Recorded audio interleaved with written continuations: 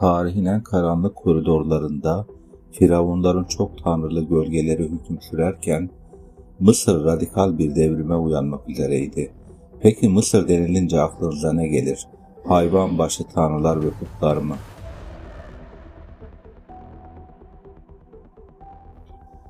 Ancak tüm semavi dinlerden, hatta Hazreti İbrahim'den bile önce bu topraklarda ezberleri bozan bir lider yükseldi. O, insanlık tarihinin bilinen ilk tevhid yani tek tanrı inancını ortaya koyan ilk insandı.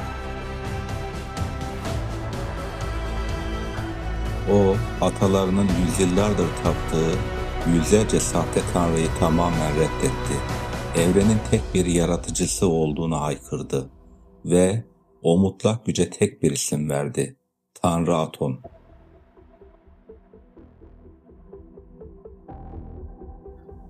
Genç hükümdar, sarayında sadece emirler yağdıran klasik bir kral olmadı.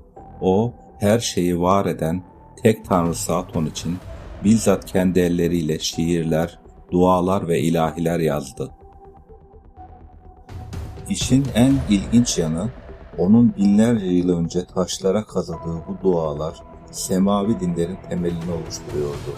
Özellikle de bu betimler İslam dininin temel inanç esasları ile adeta birebir aynıydı. Oysa o tahta oturduğunda Mısır'ın her köşesinde korku salan tanrılara ait putlar vardı. Baş tanrı Amon'un gölgesinde güçlenen rahipler tüm krallık üzerinde gizli bir diktatörlük kurmuştu. Genç Firavun'un yapacağı bu radikal inanç devrimi her şeyi elinde oynatan Amon rahiplerini deliye döndürecekti. Rahiplere karşı açtığı bu savaş onun çoktan ölüm fermanı olmuştu. Çünkü Amon rahipleri akıl almaz bir ekonomik güce sahiptiler. Din adına halktan topladıkları paralarla hazinelerini doldurmuş, Firavun'dan bile daha zengin hale gelmişlerdi. Rahipler büyük bir lüks ve zenginlik içinde yüzerken Mısır halkı ise iyice fakirleşmişti. Din adamlarının topladığı ağır vergiler yüzünden koca bir halk derin bir sefalete sürüklendi.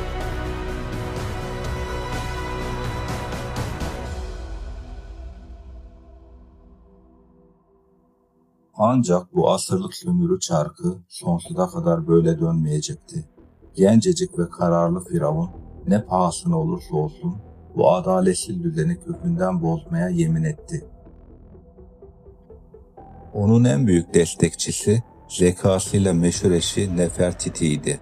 Bir peygamber gibi alçak gönüllü ve adaletli olan bu çift saraya hapsolmak yerine sürekli halkın arasındaydı.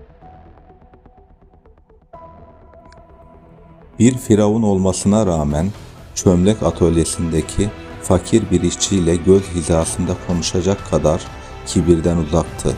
O, halkının üstünde bir tiran değil, onların dert ortağı ve koruyucusuydu.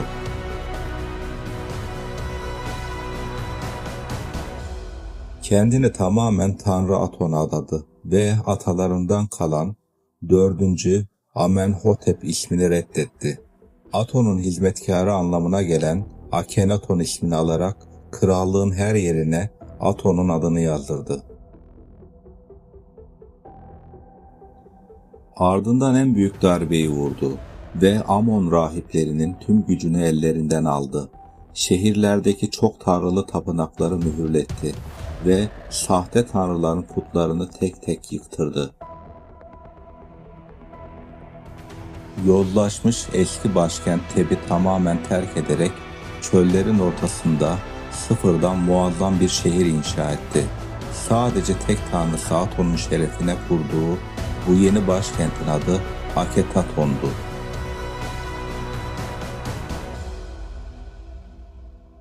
Yazdığı ilahide şöyle haykırıyordu: "Ey tek olan Tanrı, senden başka hiçbir Tanrı yoktur. Dünyayı ve içindeki her şeyi yalnızca sen yarattın. Her şeye hayat veren yalnızca sensin. Kalplerin gizlediklerini görendir. Yarattıklarını rızıklandıran ve can verendir. Doğuda batıda O'nundur. Gözler O'nu göremez ama O her gözün içini bilir."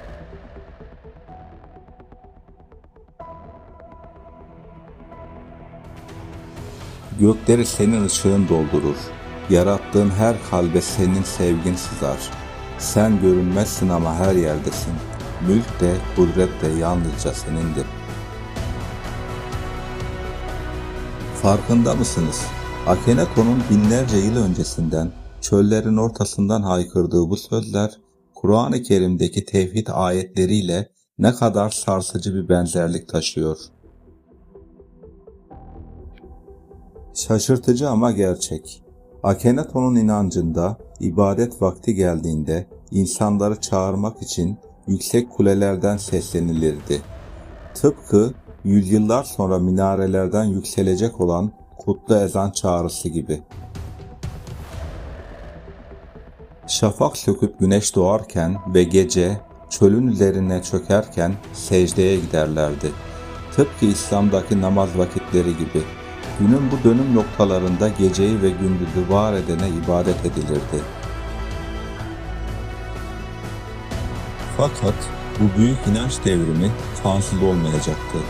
Akhenaton, eski putperest düzenin kökünü kazımak için Amon'un ve diğer tüm sahte tanrıların isimlerini duvarlardan sonsuza dek sildirdi. Bu benzerlik sadece İslamiyet ile sınırlı kalmayacaktı. Akhenaton'un duvarlara kazıttığı öğretiler, kendisinden asırlar sonra tarih sahnesine çıkacak olan diğer semavi dinlerin de ilk ayak izlerini taşıyordu. Çölün ortasındaki bu yeni başkent, huzurun son kalesiydi. Ancak Akhenaton tek tanrıya bağlılığını sessizce yaşarken, eski başkent Teb'de Amon rahipleri ölümcül bir ittifak kurmuştu. Yalnızlık, inancının en büyük bedeli olacaktı. Sarayının ıssız koridorlarında tek başına kalan Firavun, müttefiklerinin ihaneti ve Amon rahiplerinin sinsi darbe planlarıyla yüzleşmek zorundaydı. Ve nihayet beklenen karanlık fırtına koptu. Amon rahiplerinin kışkırttığı darbeci ordular ellerinde meşalelerle tek tanrılı inancın kutsal başkentini yerle bir etmek için harekete geçti. Akhenaton'un gizemli ölümünün ardından Amon rahipleri acımasız bir intikam aldı. Firavun'un tüm heykelleri parçalandı, şehri yakıldı ve adı krallık listelerinden tamamen silindi.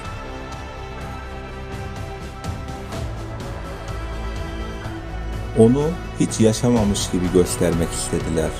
Duvarlardaki adı çekişlerle kazındı. Mezarı talan edildi. Amaçları tek tanrı fikrini insanların hafızasından tamamen söküp atmaktı.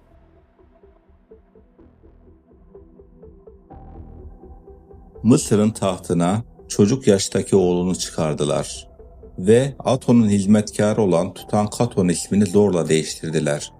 Ona Amon'un hizmetkarı anlamına gelen Tutankamun ismini vererek eski putperest düzeni geri getirdiler. Onu tarihten tamamen yok etmek istediler. Fakat gerçeğin ışığı çöl kumlarının altında saklı kalamazdı. Sizce Akhenaton ilk gizli peygamber miydi? Yoksa bir hayalperest mi?